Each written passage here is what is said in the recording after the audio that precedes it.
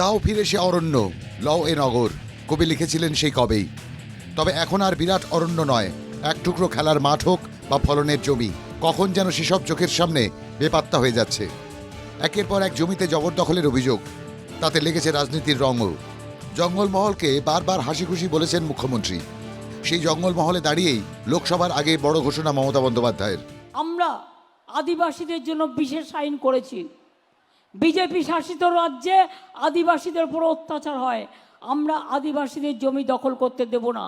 কারণ আদিবাসীদের জমি তার নিজস্ব জমি, তার অধিকার, জঙ্গলের অধিকার তার অধিকার।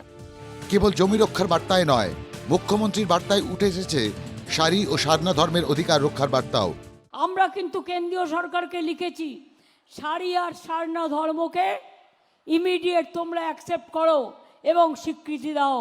যদি না দেয় আগামী দিন বড় আন্দোলন গড়ে তুলব, সারি আর সারনা ধর্মকে স্বীকৃতি দিতেই হবে। যদিও বিজেপির দাবি আদিবাসীদের কোনো সম্মানই দেননি মমতা, সন্দেশখালীর জমি জবরদখল ইস্যুতেও তাই নীরব রাজ্য। আপনার এই মিথ্যাচার, ঢপবাজি, এটা আমরা জানি। আমি আমার অত্যন্ত গর্বের কুর্মী সমাজকে বলবো, মমতা ব্যানার্জির এই মিথ্যাচারের কাছে ফাঁদে আপনারা কেউ পা দেবেন না।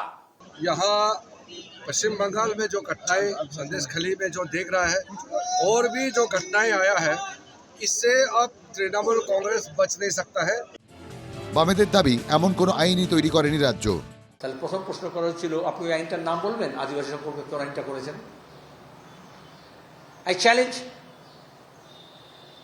তৃণমূলের কোন মন্ত্রী, কোন এমএলএ, কোন নেতা নামটা বলুক যে মমতা ব্যানার্জি সরকার যেটা মুখ্যমন্ত্রী বলছেন সেই আইনের নাম কি, আদিবাসীদের জন্য যে আইনটা করেছেন।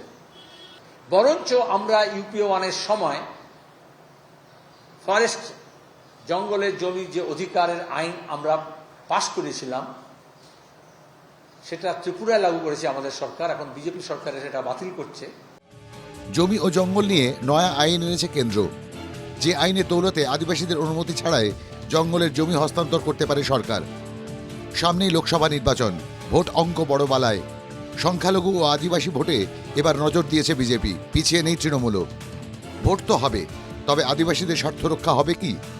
Bureau report, NKTV Bangla.